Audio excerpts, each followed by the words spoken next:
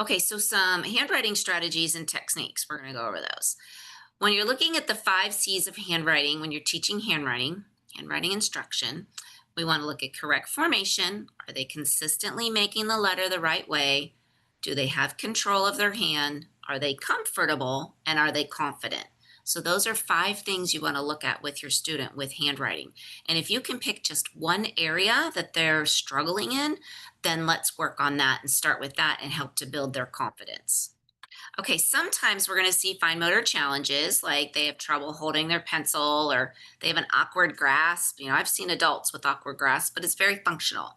So when they're young, we try to adjust the way they're holding the pencil. When they're older, we just want to make sure that they're not cramping and that we're giving them the best possible posture so that they're not causing further injury.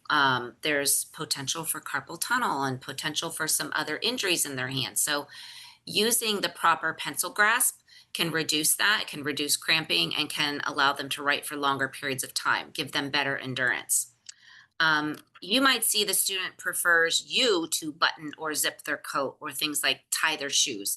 And so giving them those extra support at the beginning and teaching them how to do those fine motor tasks for dressing and grooming is going to improve their handwriting. They may avoid seated tasks. They don't like handwriting. They don't like doing things at the table with their hands. They don't like art. They don't like coloring, things like that. So they might have some fine motor challenges. So our challenge as a parent or a therapist is to help them improve their handwriting and to help them do things that are fun to improve their hand strength. Also, scissor tasks. So we have a pair of scissors, and if the student is cutting awkwardly, we like to say cutting is a two-handed task. It's holding the paper and it's cutting up the paper. We don't cut down. We don't cut around. Okay, we're always turning the paper and cutting up. Okay, so that's how we cut. Okay, let's see the next slide here. So these are some of my students that I've worked with, and we're going to look at the handwriting neatness checklist and look for some of the things on this example that gave the student trouble. So you can see a lot of over tracing. So instead of erasing, they're crossing out, they're over tracing, they're writing real dark.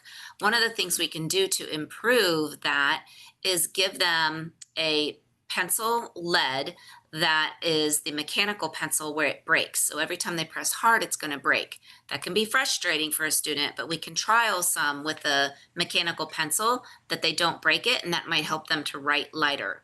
Also, believe it or not, putting a soft surface behind a student that writes dark will help them to write lighter.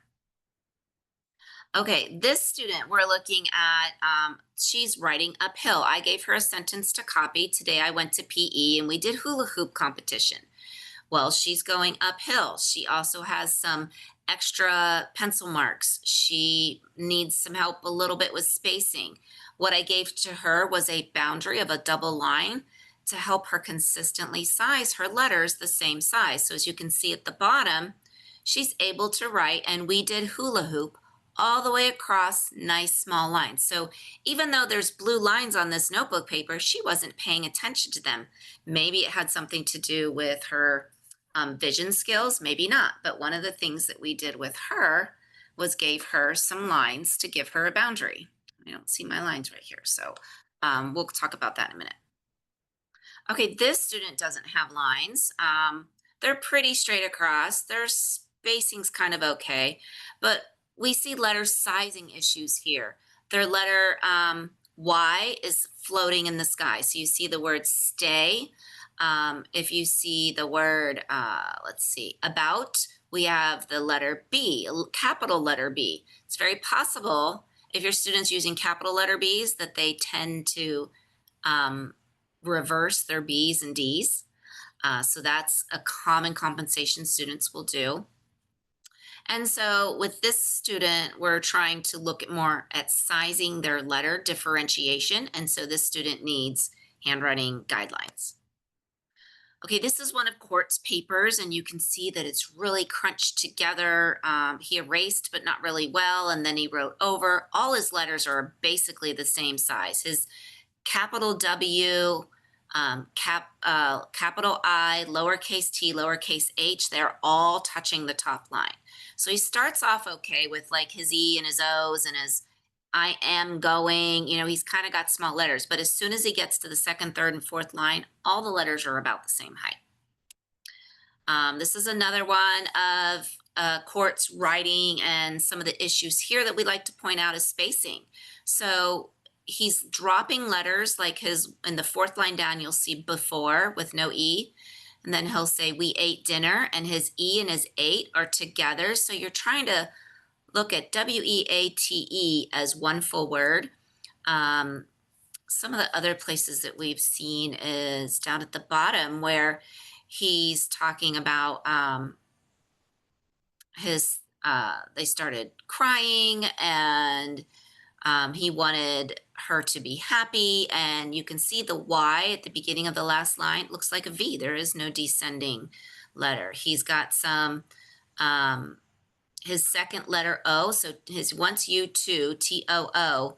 That O is actually looking like a B, and he wrote to again and B again, and wrote to be happy, and his HAPPE. So those P's are standing on line. So with Court, what we were working on was spacing, sizing, and placement of letter on the line. This second example at the bottom was Court's after we had worked on training with him.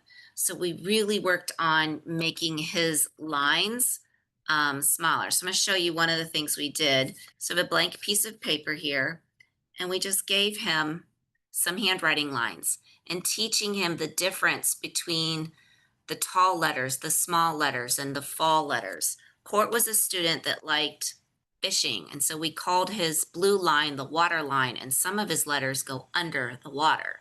So he knew how to practice that. Now, he wasn't perfect. He still needed some spacing with the fourth line there where it says my dad, but he's so much more legible to read just because we worked on those three things.